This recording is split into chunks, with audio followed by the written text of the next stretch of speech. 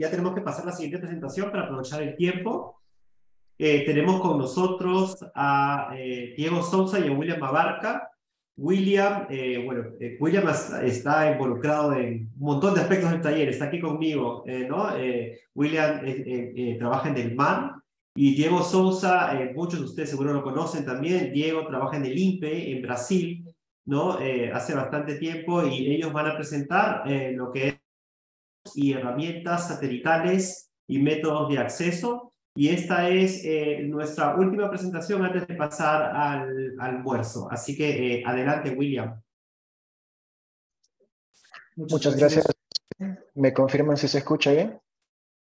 Sí. Ok, perfecto. Bueno, vamos a ir un poco rápido con la presentación. En este caso vamos a hablar de productos y herramientas satelitales y métodos de acceso a los datos. Está dividido de la siguiente manera. Les voy a hablar brevemente de los fundamentos. Ya bastante de lo que contiene esta presentación se vio en la presentación anterior de Mitch. Y vamos a hacer énfasis en los recursos disponibles y cómo tener acceso a ellos. Hablando un poco de los fundamentos, de la parte física y de las órbitas de los satélites, muchas preguntas que surgen a veces de los usuarios es ¿por qué cierto satélite no ve lo que yo quiero? ¿Por qué solo ve una pequeña porción? ¿Por qué no lo ve con el mayor detalle que yo quisiera? Y todas estas, llamémosle limitaciones, tienen que ver con aspectos físicos. En este caso, en este pequeño ejemplo, hablando de a qué distancia debería ubicarse un satélite para que tenga un periodo de 24 horas, lo que dura un día, y se mueva de manera sincrónica con la Tierra. Es decir, que siempre esté viendo al mismo punto. El ejercicio nos da que tiene que estar a más de 36.000 kilómetros. No voy a entrar mucho en detalle, como les dije, por motivos de tiempo, pero esto tiene que ver con la tercera ley de Kepler, que ustedes pueden revisar en cualquier libro de física. Aquí tenemos en esta ilustración los tipos de órbita de los diferentes satélites, los satélites GEO de órbita ecuatorial geoestacionaria, los satélites LEO de órbita terrestre estacionaria, perdón, órbita terrestre baja, y también tenemos otro tipo de órbitas que son las órbitas elípticas. Tenemos los MEO de órbita media, y esto no a escala para que se hagan una idea a qué distancia se encuentran. En este caso el punto azul representaría la Tierra. Hay un video, vamos a ver si se puede reproducir por acá, donde vemos cómo estos satélites barren la superficie de la Tierra a medida que se mueven en el espacio. Podemos ver los satélites de órbita polar y el barrido que hacen a medida que se mueven.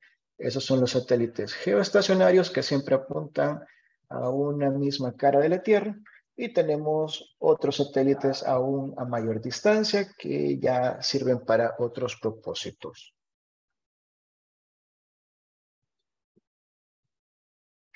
En cuanto a los satélites más recientes y los productos disponibles, tenemos la familia de satélites GOES. Los últimos son GOES 16, 17 y 18, que tenemos su fecha de lanzamiento acá y algunas características físicas de esos instrumentos. La distancia a la que se encuentran de la superficie de la Tierra es aproximadamente 36.000 kilómetros, mientras los satélites de la familia polar de NOAA, los Suomi, JPSS-1 y 2, que se encuentran a una distancia mucho más baja, a 834 kilómetros aproximadamente. Aquí unas fotografías del lanzamiento de algunos de estos satélites, y para que se hagan una idea de qué tamaño tienen los satélites, en la fotografía central podemos ver uno de ellos. En cuanto a los instrumentos, ya se mencionó en una presentación anterior algunos de ellos. En el caso de los satélites polares, tenemos estos 5 instrumentos. Bueno, los satélites polares de NOAA, NOAA 20 y NOAA 21. Tenemos sensores para monitorear concentración de ozono, hacer perfil de temperatura y humedad, tener imágenes visibles e infrarrojas de la Tierra, atmósfera, océano, criósfera. Y con toda la cantidad de configuraciones y características de estos instrumentos, estos satélites nos permiten tener un monitoreo de lo que sucede en nuestro planeta. Aquí un listado de todos los productos disponibles. Algunos voy a mencionar de importancia: la detección de fuegos, la detección de clorofila, tenemos productos de vegetación, etcétera, etcétera. Algunos ejemplos de estos productos ya procesados. Y aquí podemos ver cómo va dándose el barrido a través de la superficie de la Tierra a medida que estos satélites se mueven. Esto es concentraciones de clorofila. Algunas imágenes visibles e infrarrojas. Y unas imágenes de color verdadero obtenidas de satélites polares. Aquí podemos ver que una de las ventajas de estos satélites por su baja altitud es la resolución espacial que tenemos. Aquí podemos ver en esta fotografía la parte sur de Florida, tenemos Cuba, y podemos ver con bastante detalle muchos aspectos, tanto de la atmósfera como del océano. Ya pasándonos a la familia de satélites GOES, el satélite GOES-R que ven en la imagen con sus diferentes sensores, lanzado en 2016. El más reciente fue el satélite GOES-T, lanzado el 1 de marzo de 2022, que se convirtió en GOES-18. Algunos de los sensores con los que cuenta este satélite: tenemos el sensor AVI, que es, en palabras simples, la cámara de este satélite que le permite capturar diferentes aspectos de la superficie de la Tierra y de la atmósfera. Tenemos un sensor de detección de descargas eléctricas atmosféricas, un sensor de radiación ultravioleta y de detección de rayos X extremos, así como algunas suites de instrumentos para estudiar el tiempo en el espacio. Y también un magnetómetro para hacer mediciones del campo magnético en el espacio. Algunas de las imágenes que se pueden obtener del satélite GOES-16 o GOES-R, del instrumento enfocado a estudiar la actividad solar. Aquí podemos ver medidas del campo magnético a través del instrumento que tiene el satélite GOES-16, rayos X. En este mapa pueden observar detección de descargas eléctricas desde este satélite, que recordemos se encuentra a más de 36,000 kilómetros, y podemos monitorear y utilizarlo para alertamiento en nuestros diferentes países. Ya implementado en algunos visores. Aquí tenemos, por ejemplo, de nuestros amigos de INPE. Tienen su visor donde tienen implementado todos estos productos de satélites geoestacionarios y algunos satélites polares. Aquí una comparación de la proyección en la figura de la derecha. En la imagen podemos ver cómo el satélite está viendo siempre a esta cara del planeta, monitoreando lo que sucede en toda América prácticamente, y parte del Océano Atlántico y Pacífico. Hablando un poco de los instrumentos AVI y BIRS, la comparación entre el satélite geoestacionario, que es la imagen en escala de grises que ven acá, contra lo que se puede obtener de un satélite polar que barre completamente toda la esfera terrestre, mientras el geoestacionario únicamente puede ver una cara del planeta durante todo el tiempo que pasa. Esto es por la configuración geosíncrona que este tiene. Un detalle de las órbitas polares. Si se fijan, son una gran cantidad de instrumentos y por lo tanto es una gran cantidad de datos que se generan a diario, a cada instante. Y esto va creciendo conforme avanza el tiempo y se desarrolla más la tecnología de estos instrumentos. Y pues todo ese set de datos requiere procesamiento y almacenamiento, sobre todo por el gran volumen que representa. Aquí podemos ver esto en 2022 de nuestros amigos de la Universidad de Costa Rica, donde nos presentan cómo se comporta el flujo de datos a partir de satélite, llegando a más de 6 gigabytes por día. En cuanto a los métodos de acceso, le cedo la palabra a mi buen amigo Diego Sousa. Hola, ¿me escuchan bien?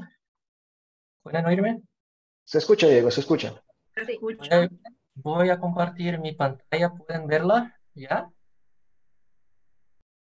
Sí se ve perfectamente. Ok. Bueno, muy buenos días a todos. Yo soy Diego Sousa y trabajo en la división de satélites del INPE, el Instituto Nacional de Investigaciones Espaciales de Brasil. Y primeramente, bueno, muchísimas gracias a todos por la participación y a los organizadores por la invitación. Es siempre un gusto participar de estos entrenamientos y también colaborar con los colegas de El Salvador. Muchas gracias. Entonces, en esta parte de la presentación vamos a hablar sobre diferentes mecanismos para acceder a los datos satelitales y como hemos visto hay muchísimos datos, ¿no? Y también una de las mejoras de esta nueva generación de satélites es la variedad de mecanismos de recepción existentes, ¿no?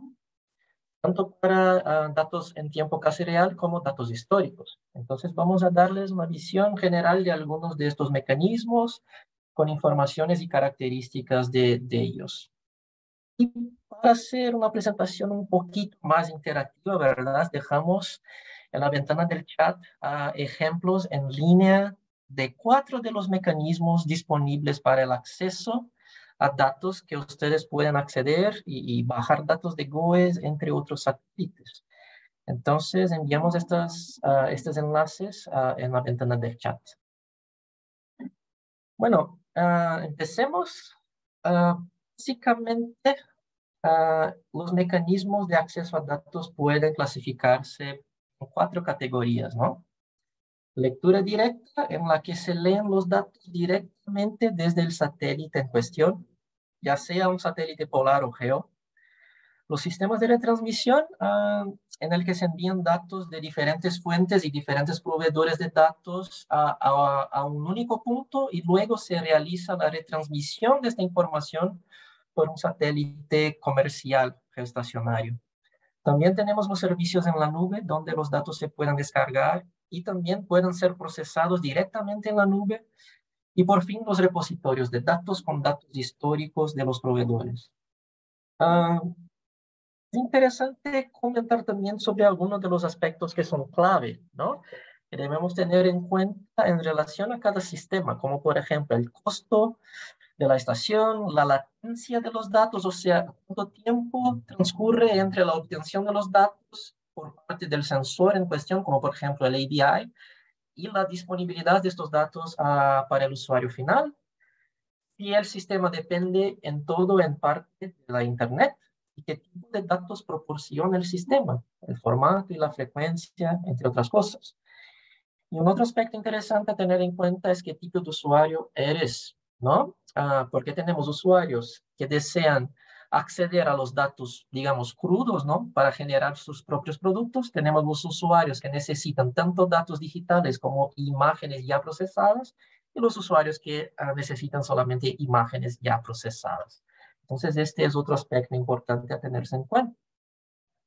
Y aquí en esta imagen vemos algunos de estos sistemas, ¿no? Y organizando en categorías se vería más o menos así. Lectura directa y retransmisión, luego servicios en la nube, repositorios y páginas web. Empezando con una visión general de estos sistemas, empezamos por las estaciones de lectura directa y el sistema GRB. Aquí en esta imagen vemos la arquitectura del sistema GOES-R. Es un esquema un tanto complejo, ¿verdad? Pero lo que necesitamos comprender básicamente es lo siguiente. El GOES-R tiene 6 instrumentos, como hemos visto, ¿no? Y ellos adquieren los datos y estos datos son enviados al sistema de a bordo, que por su vez, a través de una antena que está en el GOES, envía estos datos digitales crudos al centro de adquisición que está en Estados Unidos, en Wallops. Ya en Wallops, estos datos crudos, nivel 0, ¿no? Se procesan, se convierten en radiancia, se calibran, se navegan, entre otras cosas. O sea, ya son datos procesados. Y estos datos ya procesados vuelven al GOES, ¿no? Y a través de una otra antena, estos datos ya procesados se retransmiten a los usuarios finales. Por eso el sistema se llama RB o retransmisión GOES, ¿no? Porque los datos bajan al centro de datos, se procesan, vuelven al satélite y se retransmiten a los usuarios finales. El sistema todavía se considera un sistema de lectura directa porque los usuarios finales continúan leyendo estos datos directamente del GOES, ¿no? Y entonces los usuarios que están ubicados en estas áreas de cobertura pueden recibir estos datos del sistema GRB y dependiendo de la región, el diámetro de la antena varía entre 3.8 o 6 metros, ¿no? En la estación, como en este ejemplo acá, a la derecha, abajo, tienes la antena que recibe los datos del satélite, el feed, es este equipo que está conectado a la antena. Tenemos un demodulador que convierte nuestros datos crudos a un formato específico y luego tenemos nuestras estaciones de trabajo que básicamente son 3. La primera es el sistema de adquisición que convierte estos datos crudos a nivel 1B, o sea, las radiancias. La segunda estación que procesa los datos, convierte estos datos de radiancias para ya temperatura de brillo, reflectancias y otros productos derivados, como precipitación, por ejemplo. Y estas estaciones usan un software que es gratuito y libre llamado CSPP-Geo, desarrollado por Wisconsin. Y también una tercera estación de trabajo ya para la visualización de los datos, ¿no? Bueno, pero hablamos en niveles de datos y es importante explicar lo que significa esto, ¿no?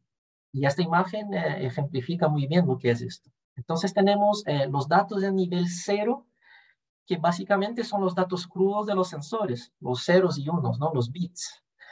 Y luego tenemos la decompresión de estos datos, que es nivel 1A, tenemos la calibración de estos datos, que es el nivel 1 alfa, luego la navegación, que es el nivel 1 beta, el remuestreo, que genera el nivel 1B, luego la conversión de reflectancia a reflectancia y temperatura de brillo, ¿no? Y otras variables que ya son los datos nivel 2. Entonces es importante comprender esta cuestión de niveles de datos porque cada estación tiene datos en un determinado nivel. Como vimos en el principio de la presentación, el GOES-R cuenta con 6 instrumentos. Y en las estaciones GRB, los usuarios reciben todos los 6 instrumentos con muy baja latencia y todos los modos de funcionamiento del GOES-R, sea a disco completo a cada 10 minutos, conos a cada 5 minutos o los mesoescala, que son sectores de 1000 por 1000 kilómetros a cada minuto. Los datos de GLM se reciben a cada 20 segundos y los demás instrumentos a cada minuto, 2 o 3 datos por minuto. Con respecto a la comunidad, tenemos actualmente aproximadamente 101 antenas en 77 instituciones. Y esto se debe a que en algunas instituciones hay más de una antena por cuestiones de backup, por ejemplo, ¿no? Y a la derecha vemos las estaciones que tenemos acá en Brasil, por ejemplo. Tenemos 3 estaciones y la estación del INPE se inauguró en 2020.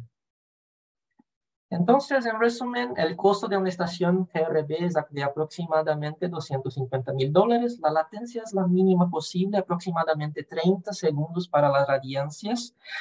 Y se requiere internet solamente para descargar lo que llamamos de datos auxiliares, como datos de modelo, por ejemplo, para la generación de algunos de los productos derivados. Y sobre los datos tenemos una tasa de transmisión de 31 megabits por segundo, los 6 instrumentos y todos los modos de operación de GOES-R.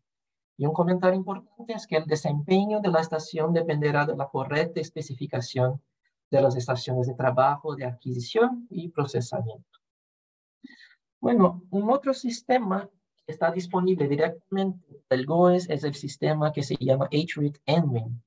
ENWIN significa Emergency Managers Weather Information Network, o más o menos algo como Servicio de Informaciones Meteorológicas para los tomadores de decisiones en emergencias. Y hay dos cuestiones interesantes sobre este sistema. La primera es que la señal proviene desde el propio GOES-R, ¿no? O sea, no es muy improbable que falle, ¿no? Y la segunda es que entre los sistemas que usan un setup físico como una antena es el que tiene la configuración más asequible, ¿no? En términos de costo. Y sobre los componentes, como vemos en esta foto, que es de un conocido acá de Brasil, se necesita una antena que de 1 metro ya es suficiente, filtro, receptor, computadora, cables y adaptadores, ¿no? Y sobre los datos disponibles, esta tabla resume muy bien. Son datos de 7 canales de GOES con resolución entre 2 y 4 kilómetros cada 30 minutos. Y también se reciben los mesoescala 4 veces por hora con la máxima resolución. También, además de los datos de ABI, se reciben productos derivados, archivos en formato gráfico, y entre otras informaciones de modelo. Y también una copia del sistema DCS, que es el sistema de recopilación de datos de la NOAA que vamos a ver más adelante, que son datos de miles de estaciones meteorológicas de la región. Y sobre la comunidad, en este mapa tenemos los usuarios actuales y como podemos ver hay muchos usuarios en Estados Unidos y algunos usuarios en otros países también. Bueno, en resumen, sobre la señal de HRIT ENWIN, la señal es transmitida por el propio GOES-R. El costo de una solución propia es aproximadamente entre $500 y $1,000. Y si ya tienes, por ejemplo, la computadora, puedes llegar hasta $200. Es muy barato, ¿no? Y una solución turnkey o llave en manos, ¿no? ya lista, puede llegar hasta los $20,000. Sobre la latencia, varía entre 1 y 20 minutos después de la adquisición de datos del satélite y no es necesario el uso de la Internet. Y el sistema contiene un subconjunto de datos GOES, entre otras cosas. Bueno, hemos comentado que en este sistema tenemos una copia del GOES DCS y básicamente son datos de más de 40,000 estaciones, plataformas de recopilación de datos en estas ubicaciones acá en el mapa a la derecha. Y estos datos se retransmiten por el satélite GOES-R en tiempo real. Y estas informaciones están disponibles tanto en el sistema ENWIN como en GeoNetCast. Ok, entonces hablando las estaciones de lectura directa para satélites de órbita polar. La diferencia de estas estaciones en relación a las estaciones de satélites GEO es que por la órbita polar de los satélites, como por ejemplo el NOAA 21, es necesario que el reflector de la antena se mueva, ¿no? Para seguir la trayectoria de los satélites cuando ellos estén dentro del alcance de la estación. Entonces, en estas fotos pueden ver las antenas que tenemos acá en el INPE y un ejemplo de antenas del mismo modelo sin el radome, que es esta estructura de protección, ¿no? Y en una estación LEO, además de la antena, GPS, demodulador, entre otras cosas, tenemos también las estaciones de trabajo y procesamiento, como en las estaciones GEO, ¿no? Pero en estas estaciones se puede utilizar el paquete CSPP también de Wisconsin, pero en la versión LEO, ¿no? Para procesar datos de satélites polares.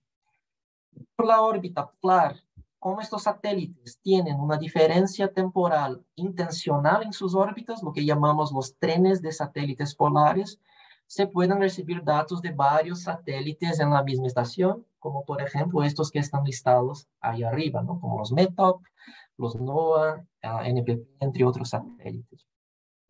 Y sobre la comunidad, acá en mi país, por ejemplo, tenemos 6 estaciones. En Sudamérica hay estaciones en Argentina, Perú, Chile, Ecuador.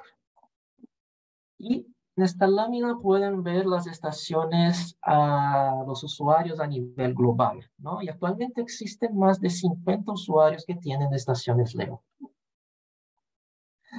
Entonces, en resumen, tenemos un costo de aproximadamente $350,000 por estación, con la mínima latencia posible, y solo se necesita la Internet para hacer el tracking, ¿no? La detección de las órbitas de los satélites para que la antena se apunten hacia ellos, ¿no?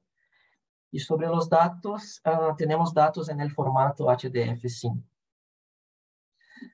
Bueno, hablando ahora sobre los sistemas de retransmisión, tenemos el sistema GeoNetcast, que es un sistema global de diseminación de datos ambientales a través de satélites comerciales, usando la tecnología de televisión digital. Es la misma tecnología lo que permite que las estaciones tengan un costo más bajo, y el mar tiene algunas estaciones de esta y reciben y procesan datos de este sistema, como va a enseñar William más adelante. Y a nivel global tenemos 4 sistemas: el sistema GeoMetcast Américas de NOAA, los sistemas GeoMetcast Europa y GeoMetcast África de EUMETSAT, y el sistema CMA-CAST de la Administración Meteorológica de China. Y entre los sistemas accesibles en nuestra región se encuentra el GeoNetcast Américas de NOAA. Tiene cobertura en las Américas y en el Caribe, como se puede ver en esta imagen. Y actualmente el sistema soporta una tasa de transmisión de 20 megabits por segundo. Esta es la arquitectura del sistema, ¿no? Tenemos varios, la gran diferencia de este sistema es que tenemos varios proveedores de datos, como por ejemplo el propio MAR de El Salvador, el INPE de Brasil, NOAA, EUMETSAT, SIMS, CIRA, entre otros proveedores. Entonces es una de las ventajas, ¿no? Y estos proveedores envían sus productos al sistema y estos datos son retransmitidos por este satélite, que es el Intelsat 21, que es un satélite comercial. Actualmente el sistema tiene más de 100 estaciones en más de 20 países, y a la derecha se pueden ver los componentes necesarios para montar una estación, como la antena, el LNB, el receptor y el software que hace la decodificación de los datos y las estaciones de trabajo, ¿no? Y una estación GeoNetcast puede costar entre 5 y 10 mil dólares por una instalación propia y hasta 50 mil dólares por una solución ya en manos. Sobre los datos recibidos, el sistema cuenta con un subconjunto de datos de varios satélites, como por ejemplo satélites LEO y GEO, como los GOES-16, GOES-18, Meteosat, NPP, NOAA 20, NOAA 21, entre muchos otros. Y además de los datos de satélites, también tenemos datos de modelos, alertas y muchos otros tipos de datos. Entonces, en resumen, el sistema GeoNetcast tiene un costo entre 5 y 10 mil dólares, aproximadamente 50 mil para una solución llave en manos. La latencia varía entre un dato y otro debido a la transmisión secuencial de estos datos por el satélite comercial, pero como un ejemplo, la banda 13 del GOES-16 llega a los usuarios entre 39 segundos y 47 segundos después del final de cada escaneo, ¿no? Lo que es muy bueno. Y la Internet no es necesaria y contiene un subconjunto de datos de varios satélites en varios formatos. Hablando ahora con los servicios en la nube, tenemos el Big Data Project de NOAA, que fue creado básicamente para facilitar el acceso a los datos por parte del público en general, ¿no? Y tiene diversos conjuntos de datos directamente en la nube, como datos de los GOES 16, 17, 18, datos de radares y datos de modelo. Y también es una opción hacer el procesamiento de estos datos en la propia nube, sin tener que descargarlos en las computadoras de los usuarios. Y entre los proveedores de la nube tenemos Amazon, Microsoft, Google, OCC, y cada uno de estos proveedores con un conjunto de datos. Entonces, por ejemplo, desde Amazon podemos bajar datos del sensor ABI, el nivel 1B o nivel 2, datos del sensor GLM, datos del sensor SUBI, entre otros.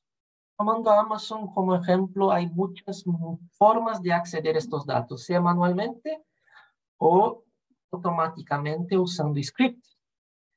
Acá me gustaría hacer una pequeña demostración. ¿no? Vamos a acceder a la página. No sé si están viendo mi browser. Sí, sí se ve. Ok. Esta es una página muy interesante. Es una interfaz gráfica que básicamente está conectada a permite el download de datos directamente de la nube, ¿no?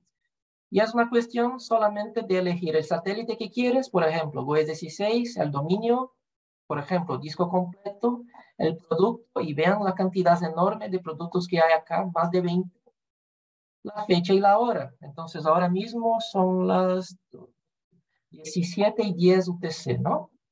Si le doy a Submit, van a ver que ya hay informaciones de las 17 UTC para descarga, ¿no? Entonces, si le doy acá a la banda 13, por ejemplo, va a bajar datos, ¿no? Del canal 13 del WES 16 directamente de la nube. Entonces, es un sistema muy, muy interesante. Como comenté, se pueden bajar datos manualmente, como he hecho ahora mismo, o por scripts automáticamente. Entonces, en resumen, los datos de Big Data Project, el acceso y la descarga no tiene costo, al menos que quieras hacer el procesamiento directamente en la propia nube. Por las pruebas que hicimos acá, hay un límite de hasta 1 GB de información para usar el procesamiento gratuito directamente en la nube, en el sistema de Google, y más que eso ya es necesario tener un plan pago, ¿no? Sobre la latencia, como hemos visto, para estar disponible los archivos es casi instantáneo. Si accesas, por ejemplo, un dato de mesoescala, si accedes al sistema a las 12:01, los datos de 12 UTC ya están disponibles. O sea, para estar disponible en la nube, la latencia es mínima. Para la descarga, obviamente, depende del ancho de banda del usuario, ¿no? Y en cuanto a los datos, están todos los canales de los sensores ABI, GLM y SUBI, y los datos están disponibles en el formato NetCDF, incluyendo datos históricos, desde 2017, cuando se lanzó el satélite WES 16. Y además del Big Data Project, Unidad deja a disposición de los usuarios todos los datos del WES 16, 17 y ahora el WES 18 también, entre muchos otros datos como datos de modelo, a través de varios mecanismos, como por ejemplo los sistemas Threads, LDM y por AWeber. La gran diferencia en comparación con el Big Data Project de la NOAA es que la fuente de datos no es el sistema PDA de NOAA, sino que las propias estaciones GRB de Unidad. Y por lo tanto, los datos siempre están disponibles a menos que los satélites presenten algún fallo, ¿verdad? Entonces, en resumen, no hay costo para acceder los datos de las estaciones GRB de Unidata. La latencia es mínima porque la fuente de datos son las propias estaciones GRB, ¿no? Y como pasa en el acceso a los datos por el Big Data Project, cuanto mayor la cantidad de productos, mayor el ancho de banda necesario, ¿no? Y están todos los datos de todos los instrumentos del GOES-R con datos históricos de 2 semanas. Y si, por ejemplo, accedemos al enlace que envié en el chat, podemos ver acá. Esta es una estación GRB, ¿no? Pueden ver que hay carpetas para los 6 instrumentos. Y si le das, por ejemplo, al sensor ABI, tienes los dominios, ¿no? Conos, Full Disk, Mesoescala 1 y Mesoescala 2. Si le doy al Full Disk, los 16 canales, por ejemplo, canal 13, las últimas 2 semanas, y si le doy a Current, que son los datos actuales, tenemos acá los datos de hoy, por ejemplo, ¿no? El último dato es de las 17:10 UTC, y ahora es las 17:17, o sea, son datos de muy baja latencia. Y si le doy acá y lo bajo, tengo estos datos y estas informaciones en mi computadora, lo que es excelente, ¿no? Volviendo, vamos a hablar ahora sobre los repositorios de datos. Tenemos el NOAA Class, el cual tiene datos históricos de NOAA, incluyendo toda la serie GOES, datos de la generación de los POEs, que son, por ejemplo, los NOAA 18, 19. Tenemos datos de JPSS, que son los NOAA 20 y 21, entre otros datos de muchos otros satélites, ¿no? Y además de eso, son datos multiformato. O sea, al buscar los datos, puedes elegir el formato que deseas bajar.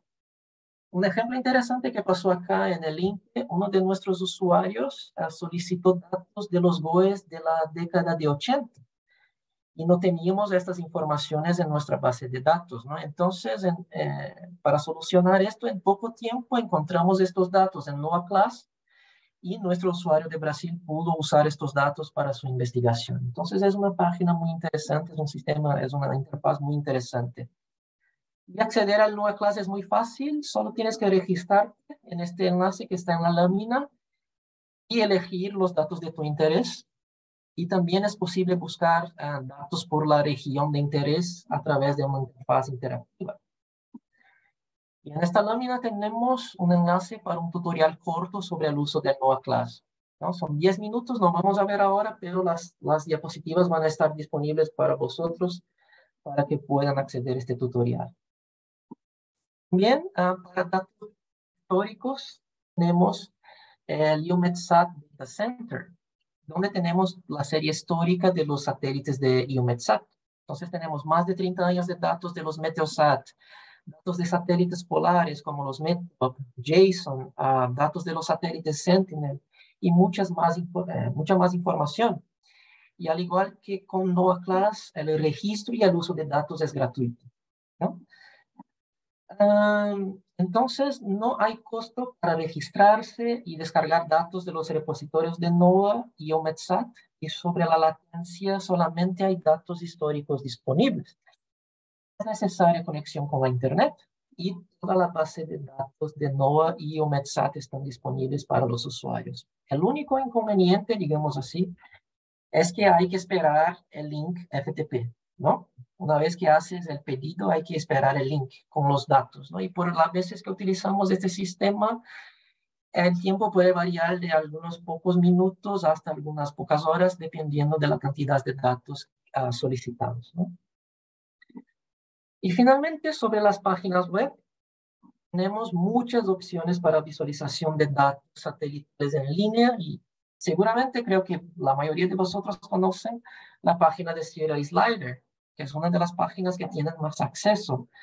Está muy interesante, se pueden visualizar datos de múltiples satélites, GOES Este, GOES Oeste, Meteosat 10, Meteosat 8, Himawari.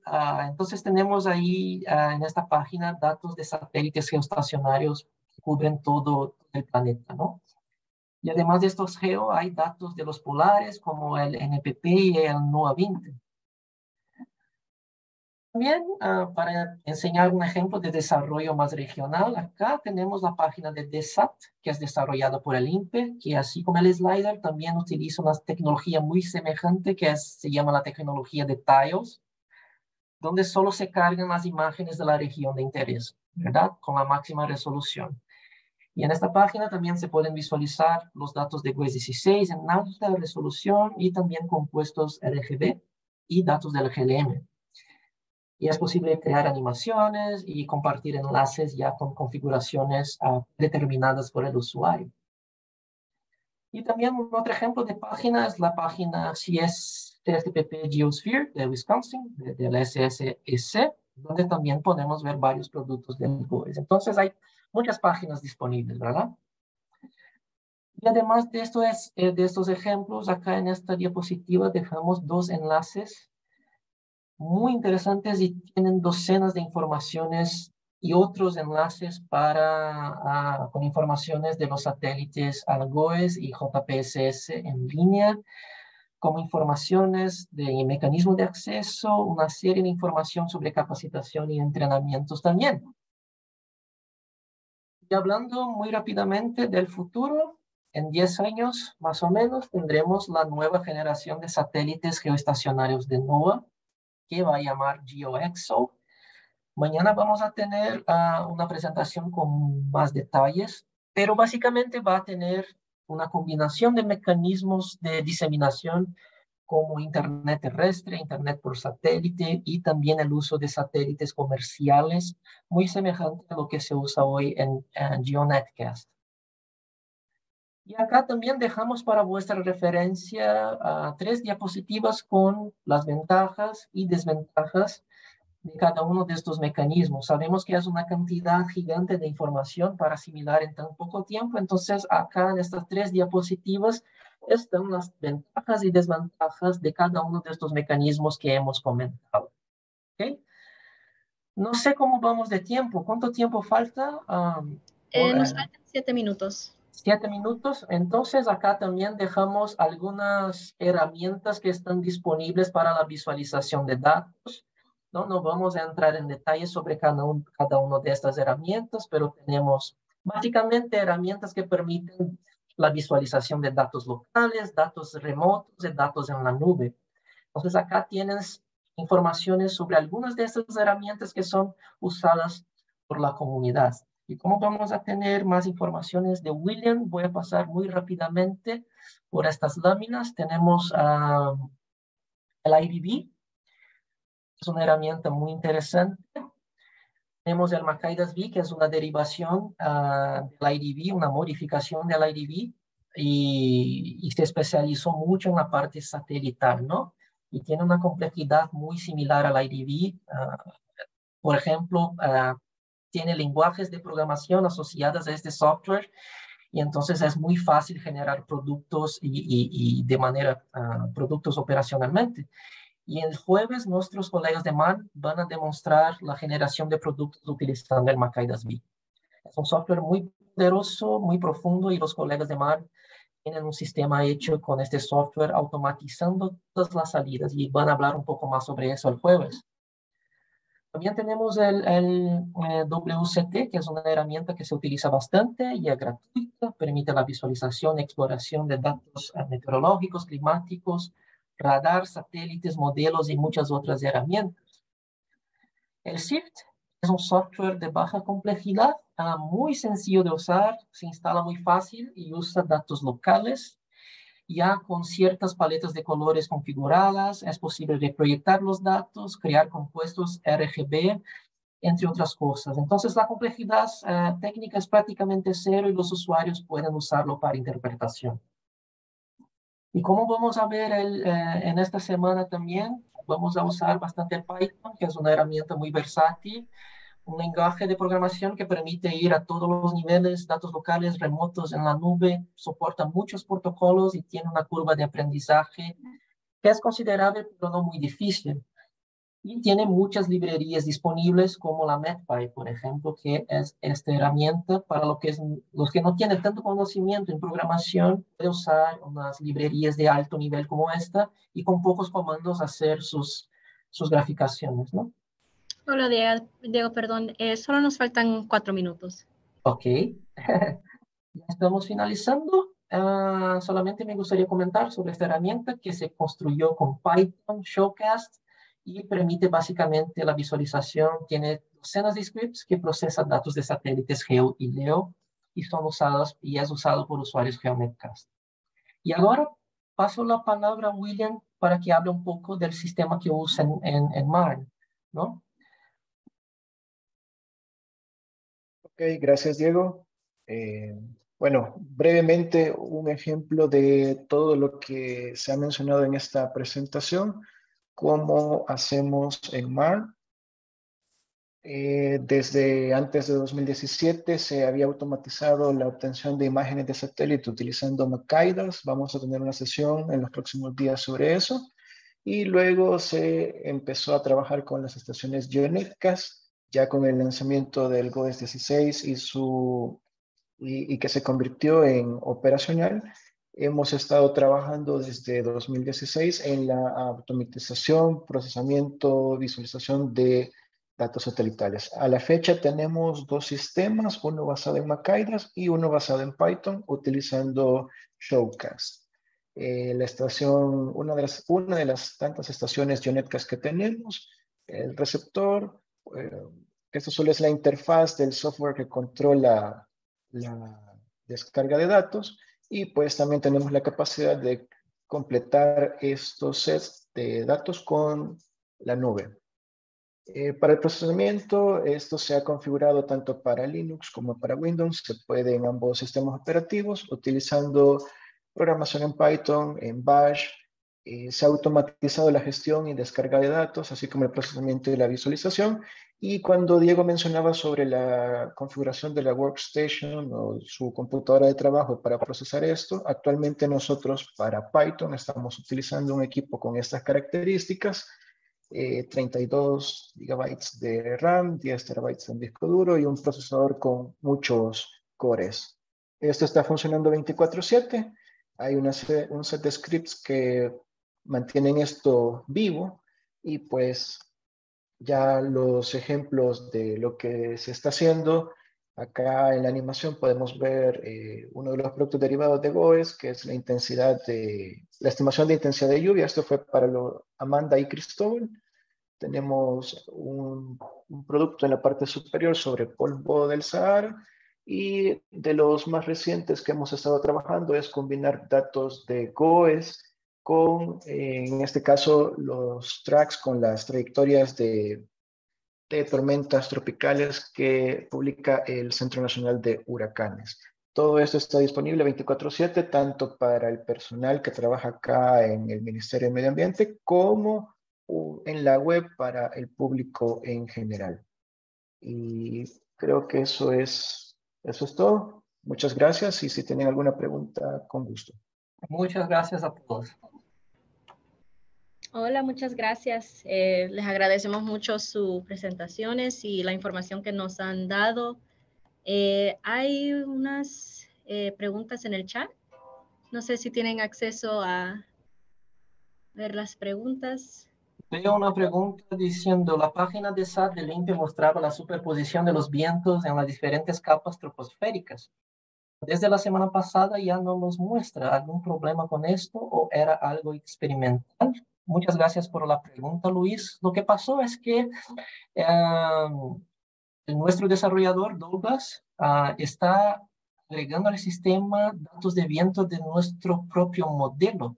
Y entonces para hacerlo tuvo que deshabilitar esta función por algunos días, pero muy breve vamos a tener esas informaciones otra vez en la página. ¿Ok? Muchas gracias. Déjame ver otra pregunta. ¿Existen archivos históricos de imágenes de satélites desde Threads? Yo creo que no. Yo solo utilicé Threads para acceder a imágenes en tiempo casi real o de las 2 últimas semanas. No creo que hayan datos históricos en Threads. Para datos históricos se suele utilizar el Big Data Project, ¿no? En Amazon, por ejemplo, puedes bajar por código datos desde 2017, desde del satélite del lanzamiento del GOES 16. ¿Ok? ¿Cuánto tiempo de archivo tenemos de estos datos? La pregunta de Oscar, muchas gracias. Depende del sistema. Threads tiene 2 semanas. Por Amazon, desde que se lanzó el satélite. Por GeoNetCast, solamente lo que recibiste desde que montaste la estación. Y por GRB también, desde los archivos desde que montaste la estación. Y también desde NOAA Class, ahí sí tienes toda la serie histórica de todos los satélites de NOAA. ¿Ok? No creo que hay otra pregunta. Bernie sí. Pregunta, mencionaste el grupo de trabajo de procesamiento y visualización de datos. ¿Cualquiera puede juntarse al grupo? Bueno, voy a comentar muy rápidamente sobre este grupo. Es un grupo de trabajo, déjame compartir mi pantalla muy rápidamente. Pueden ver mi pantalla, ¿verdad? Sí. Este grupo que mencionó Bernie es un grupo de trabajo con miembros de diferentes países en nuestra región. Básicamente lo que estamos haciendo es juntar los esfuerzos de diferentes desarrolladores y técnicos de varios países para compartir informaciones sobre visualización y procesamiento de datos. Entonces voy a enviaros un enlace donde pueden acceder a la página donde tenemos las actas de las reuniones, las presentaciones, las interfaces de visualización usadas por cada institución de los miembros, por ejemplo, la página de DIRSAT, ¿no? Que es esta que estamos visualizando. La página de los colegas de México está acá también. La página de Mar. Diego, creo que estás mostrando otra ventana. ¿Cuál? Creo que estás mostrando otra ventana porque vemos la página de Wisconsin. MC Fetch, yeah. Oh, perdón. Ok, ahora sí. Perdón. En este enlace que enviamos, ahora ven, ¿verdad? Sí. Ok, entonces en esta página tienes todos los recursos compartidos por este grupo de trabajo y básicamente tenemos desarrolladores de varios países que están compartiendo informaciones sobre herramientas libres, scripts, detalles de la tecnología que se usa en cada país para que todos juntos, como pueden ver acá, están las interfaces de varios países, herramientas de código abierto que son compartidas, entre otras informaciones. Entonces, la idea de este grupo es hacer con que las cosas sean más fáciles para todos trabajando juntos, porque percebemos que todos tenemos desafíos en común. Entonces, si compartimos estas informaciones, las cosas pasan más rápidamente, se solucionan más rápidamente. Y es un grupo abierto a desarrolladores de cualquier país, ¿no? Los que quieran solamente enviar un correo para mí y entonces ya pueden participar de estas reuniones. Okay. Gracias. ¿Alguna otra pregunta? Estoy viendo el chat, no creo que hay alguna. ¿Hay alguien más que gustaría hacer otra última pregunta?